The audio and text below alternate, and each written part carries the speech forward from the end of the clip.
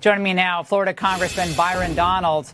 Congressman, I have to say this is happening, as I alluded to with Judge Jeanine, at the same time that we really see Trump starting to eat away at the Democrats' edge with minority voters. And I think they were in a full frothy panic about Biden and Harris going up against Trump unleashed on the campaign trail. And now they maybe will have a little more spring in their step, even if their candidate does not. Your reaction tonight? They might have a spring today, but it's not going to last very long, because what happened in New York is a travesty of justice. Everybody knows it. You've been talking through the elements of what's occurred. I'm not going to go down the elements.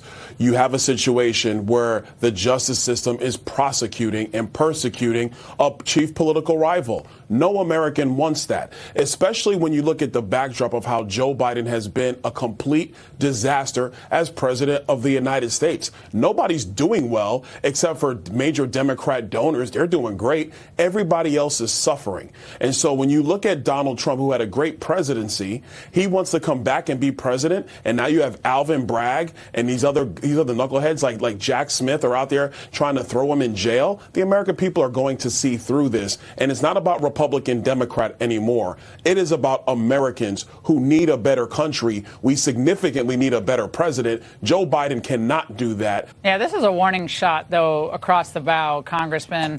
I think even to people like you, don't even think about challenging the establishment going forward. And I can't help but notice, and maybe it's changed over the last few minutes, of the people who haven't come out to condemn what happened in Lower Manhattan.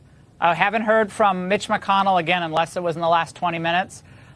Mitch McConnell stands up with the rule of law and all these great judicial picks, and silence. I mean, every fair-minded American in a position of leadership has to know where this is going to take the country. This is way past Trump. This is off the cliff toward full-blown totalitarianism if this is allowed to stand in an election year, or frankly, at any point where there's a political election in the offing, if this is allowed to stand.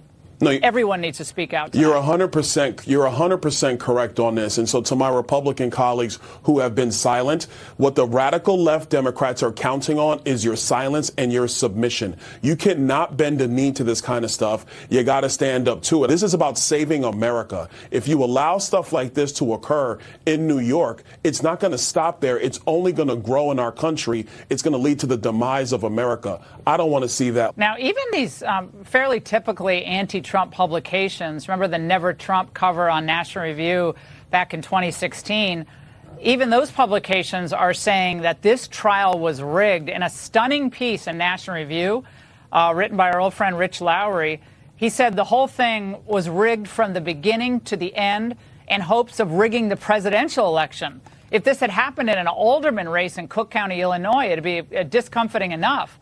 But it happened in what purports to be the greatest city in the world and involves the campaign to become the most powerful political leader in the free world. This absolutely correct. This is even cutting through beyond beyond Trump supporters. It is, and I think you got to take a step back on this whole thing. Whether you love Donald Trump, don't like Donald Trump, that's a side note. We're talking about the system of justice. We're talking about our institutions.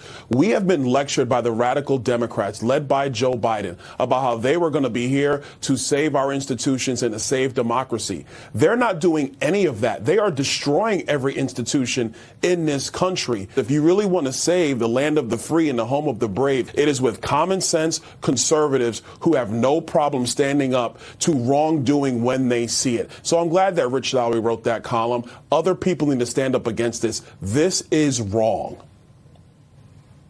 Congressman, thank you so much.